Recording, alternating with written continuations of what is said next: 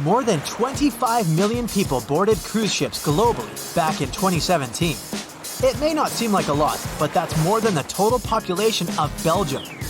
It's a great vacation alternative with an added bonus. You can sample various different destinations for future time off in one single trip.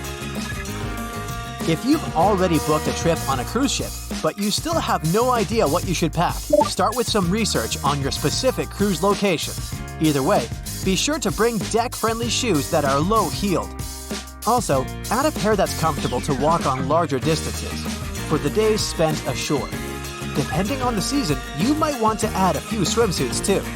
If you're on any type of medication, make sure you bring it with you in its original packaging.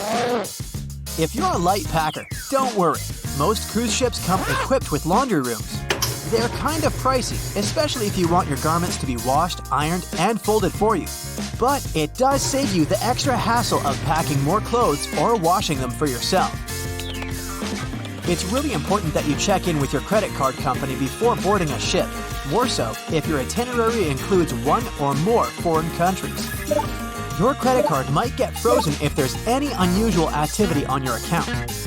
Most of these companies have algorithms that get triggered once there are charges from different countries in rapid succession, which is exactly what you'll be doing on a cruise ship.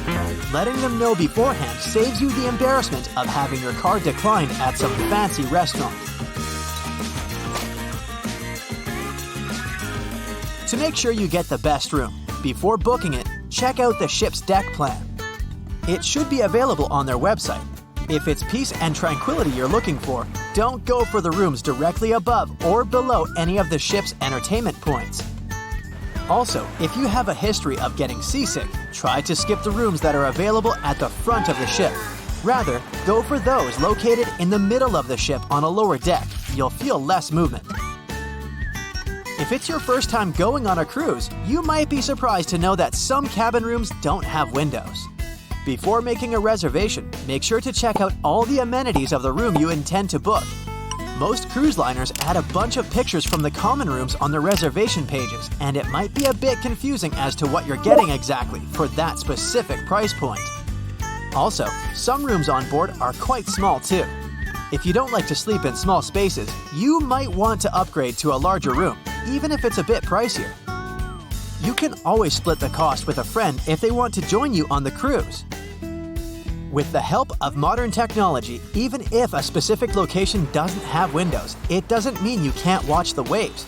How, you might ask? Fancier cruise ships feature a secret added bonus. In the areas with no access to sunlight, specialists have built virtual balconies.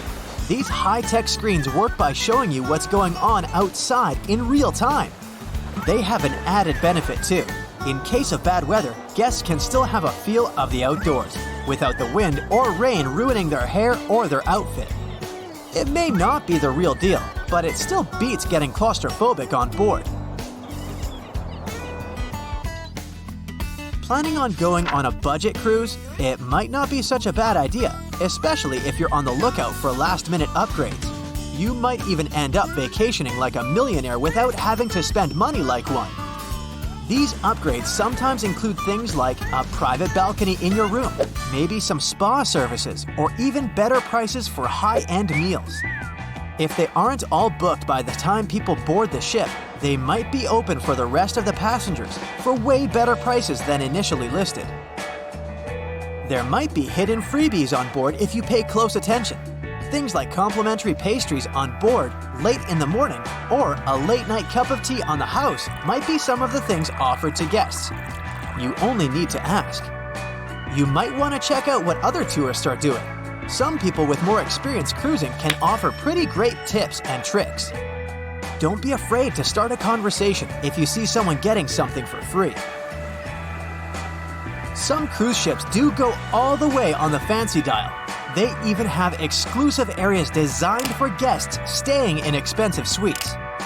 Most of the time, they're located at the top of the ship. On one particular cruise, these types of guests have designated staff members called Royal Genies, which are similar to butlers. They can cater to just a few cabins. Since the cruise line wants to divert other guests from asking them various questions, which will take time away from their assigned guests, the genies do not wear a name tag in public areas. Most common areas of cruise ships do require travelers to follow a dress code, but if you do your research in advance, you might find that some areas are more relaxed when it comes to what people need to wear. Most cruise ships require people to adhere to smart attire, which means pants with a collared shirt for men, or blouses and skirts, dresses, or stylish pants for the ladies. As for the travel destinations, be sure to research the ports you're about to visit in advance.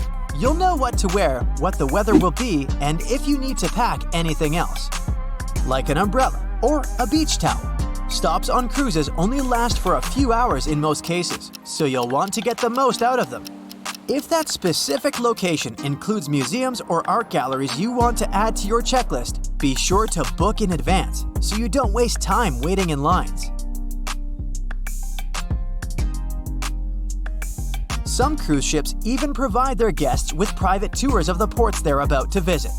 Do make sure to book them in advance if this is something you might be interested in, as the list gets pretty full quite fast. Independent tours are a bit more private. You can spend time with your tour guide and even ask more questions. Always remember to put your phone in airplane mode while on board. Most cruise ship horror stories involve cruising newbies that ended up paying thousands of dollars in cell phone charges while on ships, just because they forgot to turn it off.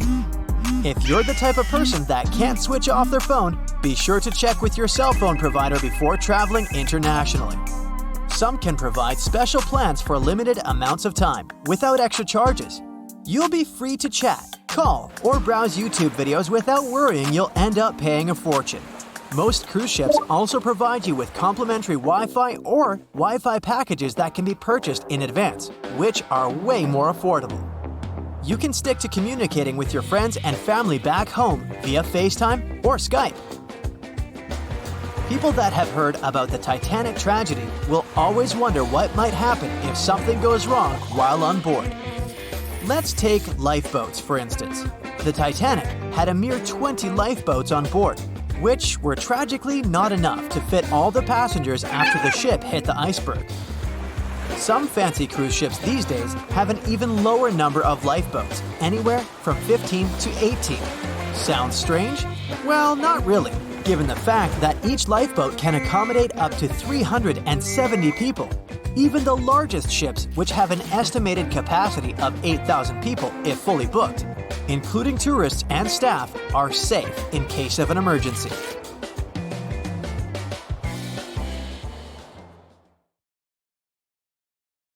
That's it for today. So hey, if you pacified your curiosity, then give the video a like and share it with your friends. Or if you want more, just click on these videos and stay on the bright side.